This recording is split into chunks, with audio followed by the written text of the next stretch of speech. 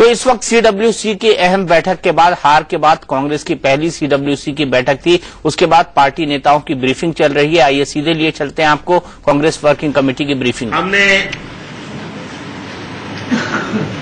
सरकार और पार्टी दोनों की तरफ से जो कुछ करना चाहिए था शायद वो पूरा नहीं कर पाए। अच्छी नीतियों और कार्यक्रमों के बावजूद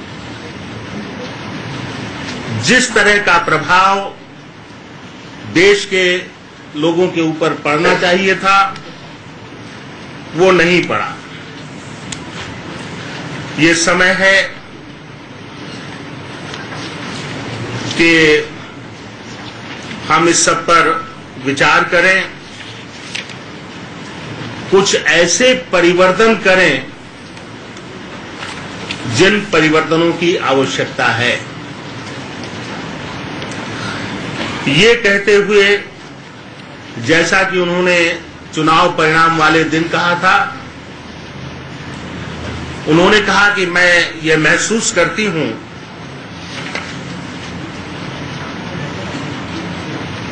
कि जो परिवर्तन मुझे करना चाहिए था शायद मैं वो नहीं कर सकी, कि पार्टी इस तरह से मजबूत होती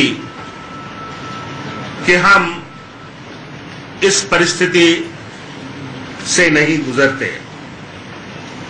और उन्होंने कहा कि मैं हार की जिम्मेदारी लेती हूं और मैं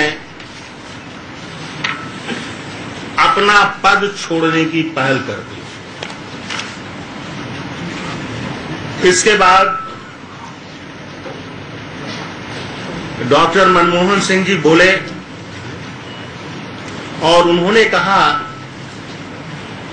कि सरकार के स्तर पर जो कमी रह गई है मैं उसकी जिम्मेदारी लेता हूं। मूल्य वृद्धि यानी प्राइस राइज और भ्रष्टाचार के मुद्दे पर जिस तरह की स्थितियां उत्पन्न हुई शायद हम उनका उचित उत्तर नहीं दे पाए। लेकिन उन्होंने कांग्रेस अध्यक्ष और उपाध्यक्ष के बारे में कहा कि आपने जितना प्रयास किया, जितना श्रम किया, अपने सिर पर सरकार की सहायता और संगठन को चलाने का जिस तरह बोझा उठाया वो असाधारण था और आपका पद छोड़ना समस्या का हल नहीं है। इसके बाद श्री राहुल गांधी बोले। उन्होंने और इससे पहले कांग्रेस अध्यक्ष दोनों ने जिस तरह प्रधानमंत्री ने 10 साल तक सरकार का नेतृत्व किया उसकी प्रशंसा की। लेकिन राहुल जी ने कहा कि मुझे ऐसा लगता है कि पार्टी में जिस तरह की जवाबदेही होनी चाहिए, जिस तरह की अकाउंटेबिलिटी होनी चाहिए, वो अकाउंटेबिलिटी नहीं है। और शायद मुझसे जो अपेक्षाएं थीं वे मैं भी पूरी नहीं कर पाया, इसलिए मैं इस अकाउंटेबिलिटी की शुरुआत करता हूं। और उन्होंने भी त्याग पत्र की पहल की। इस पर सारी वर्किंग कमेटी ने एक मत से, एक राय से इस पर चर्चा करने से मना किया और कहा कि इसका सवाल नहीं पैदा होता, आपके त्याग पत्र से समस्या का हल नहीं निकलेगा। हमें चर्चा करनी चाहिए कि आगे किस तरह से काम करना है, जो सामने चुनौतियां हैं उन चुनौतियों का मुकाबला कैसे करना है, किस तरह के कदम उठाए जाने चाहिए, पार्टी को किस तरह काम करना चाहिए, हमारी जो राज्य की इकाइयां हैं, जिले की इकाइयां हैं, नीचे की इकाइयां हैं, उन्हें किस तरह से काम करना चाहिए, पार्टी में किस तरह के परिवर्तन होने चाहिए, तमाम तरह के सुझाव दिए। और जो 38 लोग मौजूद थे उनमें से 29 लोगों ने 29 आउट ऑफ 38 अपनी राय रखी। इसके बाद वर्किंग कमेटी ने एक प्रस्ताव पास किया सर्वसम्मत से। वो प्रस्ताव मैं आपके सामने पढ़ रहा हूं और कोशिश करेंगे कि जब आप यहां से निकल के जाएं तब तक उसकी प्रतियां भी आपको मिल जाएं। The Congress working committee accepts with humility the verdict of the people in the elections to the 16th Lok Sabha. Despite the untiring and selfless work of lakhs of Congress workers, the outcome of the elections is indeed a matter of great disappointment. As the highest decision-making body of the Congress, the CWC acknowledges its responsibility for the result of the elections. We place on record our deep appreciation and gratitude to the Congress workers who toiled hard in the last several months. The CWC understands their pain and promises them that we shall collectively take corrective steps in order to win back the support of the people. The CWC places on record its appreciation of the untiring efforts made by the party president Srimati Sonia Gandhi and by the vice president Shri Rahul Gandhi on behalf of the Congress candidates and the party in elections. Both travelled and campaigned extensively throughout the length and breadth of the country. It is obvious that there were shortcomings. It is also clear that we failed to read the profound changes that had taken place in the country during the 10 years since the UPA was voted to form the government. Changes that were in large measure due to the policies, programs and legislation that had ushered in an era of rapid growth, empowerment of the people and high expectations. Above all, we should introspect as to why we were unable to connect with the electorate. Both the government and the party must share responsibility for the failure, and we do so. Corrective measures must be taken at all levels of the party and at the level of the state governments formed by the Congress. The CWC authorizes the Congress President to take whatever steps necessary in order to revamp the party organization at all levels. The CWC congratulates Dr. Manmohan Singh for his dignified and sober leadership as Prime Minister over the past decade. It is confident that history will be more objective to the accomplishments of the past decade than the 2014 electoral verdict would suggest. The values and ideals that we honed during the freedom struggle are reflected in the Constitution of the Indian National Congress, and it is these values and ideals that are enshrined in the Constitution of India. The CWC is absolutely clear in its mind that whether in government or in the opposition, it is bound and duty of the Congress to defend these values and ideals, the foremost among them being democracy, secularism, inclusive development and social justice. The CWC pledges to the millions of Congress workers that it will create within the party opportunities and structures that will pave the way for a thorough revamp of the organization at all levels, and to the people of India that the party will resolutely remain at the middle of the political spectrum, faithfully reflect the needs and aspirations of all sections of the people, and make a determined effort to regain the confidence and support of the people.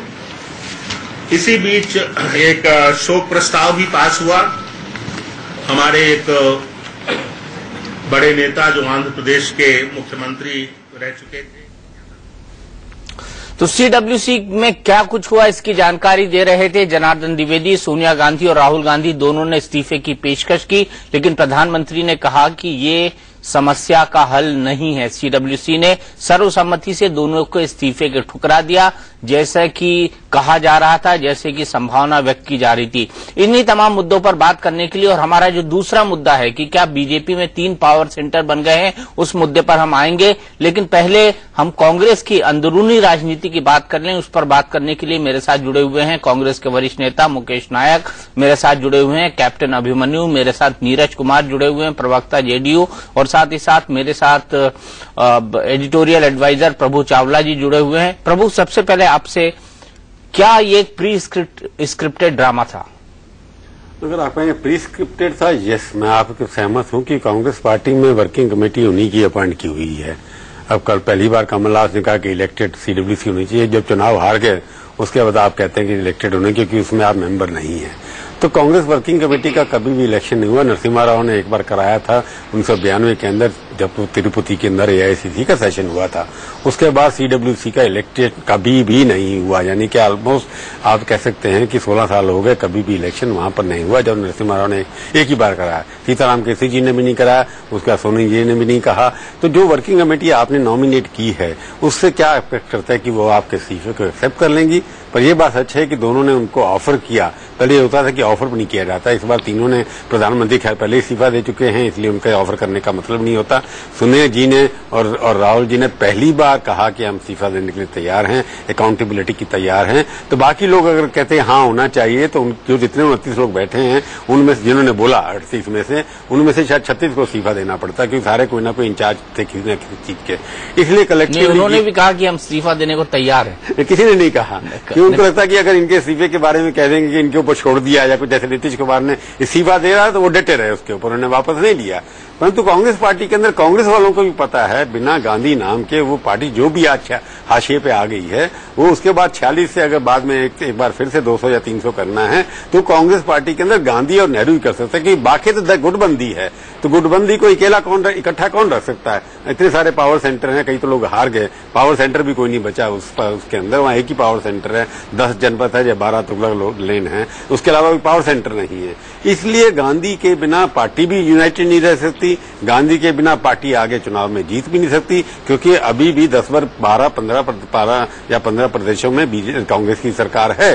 तो कांग्रेस अभी भी कुछ हिस्से के अंदर राज तो कर रही है, चाहे सेंटर में उनके 40 सीटें रह गई हैं, वर्स्ट परफॉर्मेंस हुआ है। तो इस वर्किंग कमेटी से आप कहें कि इस्तीफा एक्सपेक्ट हो जाएगा, ये मैं कहूंगा कि स्क्रिप्टेड थी। एक तरह से माहौल बनाया गया था कि किसी की जिम्मेवारी नहीं होगी, हम सब मिलकर के एक बार दोबारा से पार्टी को खड़ा करें, ये पहले से तय किया हुआ था।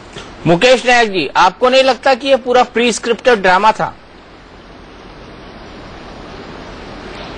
दीपक जी, हार और जीत से किसी भी राजनीतिक दल की जो भविष्य की संभावनाएं हैं वो समाप्त नहीं होती हैं। बीजेपी के 2 मेंबर पार्लियामेंट जीते थे एक समय पूरे भारत में, माननीय अटल जी चुनाव हार गए थे, उसके बाद आज इतनी थंपिंग मेजॉरिटी से बीजेपी आई है। राजनीतिक दलों की यात्रा में इस तरह के उतार चढ़ाव आते हैं। मैं प्रभु चावला जी की इस बात से बिल्कुल सहमत हूं कि निर्विवाद नेता हैं श्रीमती सोनिया गांधी और राहुल गांधी जी, क्योंकि उनके रहते पार्टी एकजुट रहती है, पार्टी में अनुशासन रहता है। आज भारतवर्ष में 1180 विधायक हैं कांग्रेस पार्टी के और 870-69 विधायक हैं बीजेपी के। तो ऐसा नहीं है कि कांग्रेस पार्टी का विशाल स्वरूप खत्म हो गया। किसी एक चुनाव में हारने से कुछ नहीं होता। हम हारे हैं, हमें इससे सबक लेना है, कमियों को दूर करना है, सही व्यक्ति को सही स्थान पर रखना है। सबसे बड़ी बात है जो हमारे संगठन में कमी आई है, इस संगठन को हमें बहुत प्रभावी, जनोन्मुखी और मैदानी लोगों के हाथ में देना है। हमारी जिला इकाइयां, हमारी ब्लॉक इकाइयां, हमारे फ्रंटल ऑर्गेनाइजेशन, इसमें बहुत बड़े परिवर्तन रखना है। सबसे बड़ी बात है जो हमारे संगठन में कमी आई है, इस संगठन को हमें बहुत प्रभावी, जनोन्मुखी और मैदानी लोगों के हाथ में देना है। हमारी जिला इकाइयां, हमारी ब्लॉक इकाइयां, हमारे फ्रंटल ऑर्गेनाइजेशन, इसमें बहुत बड़े परिवर्तन दीपक जी आने वाले समय में होंगे। हम अपनी कमियों को सुधारेंगे, नई उमंग, नए उत्साह से हम श्रीमती सोनिया गांधी और राहुल गांधी जी के नेतृत्व में आएंगे। और इस पर तो कांग्रेस में कोई विवाद ही नहीं है।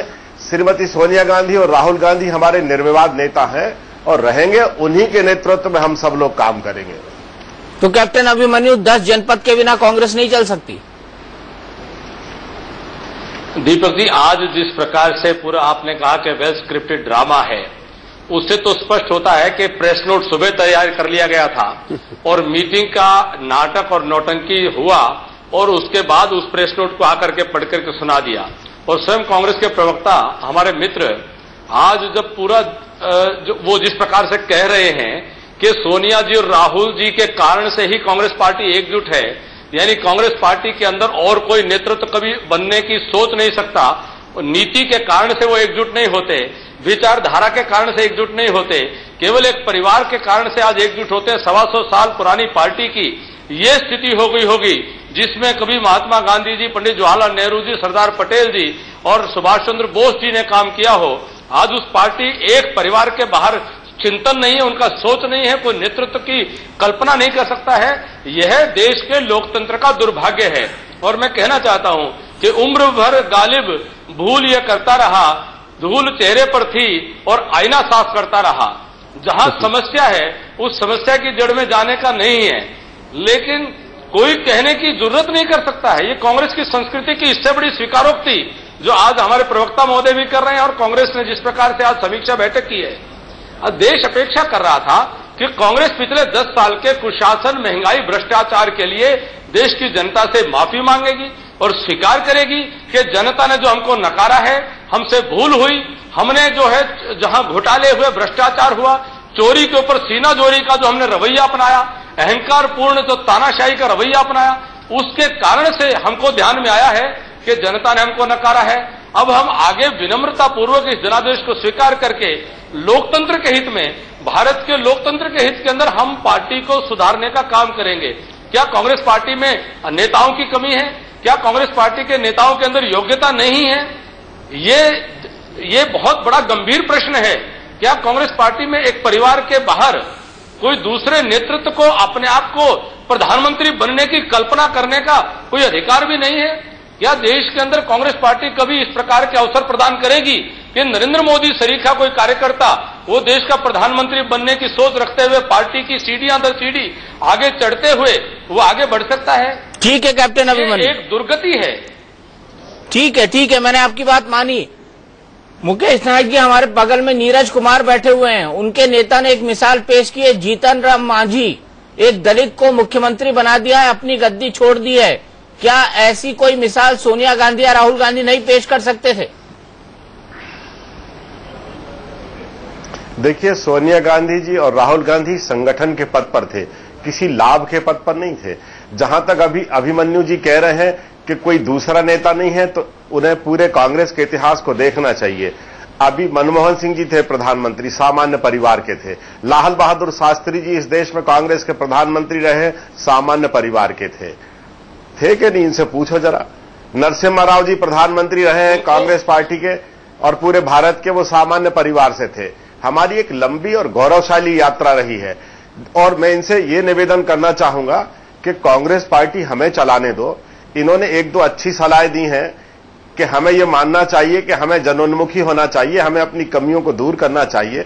हम इनकी ये सलाह मानने को तैयार हैं और इनसे ये निवेदन करना चाहते हैं कि जो सपने इन्होंने भारत की जनता को दिखाए हैं, ये महंगाई कम करें, देश के सब लोगों को रोजगार दें, आयात निर्यात में संतुलन बनाएं, विदेशी मुद्रा से भारत के खजाने को भर दें और जो भी इन्होंने मुंगेरी लाल के हसीन सपने भारतवर्ष को दिखाए हैं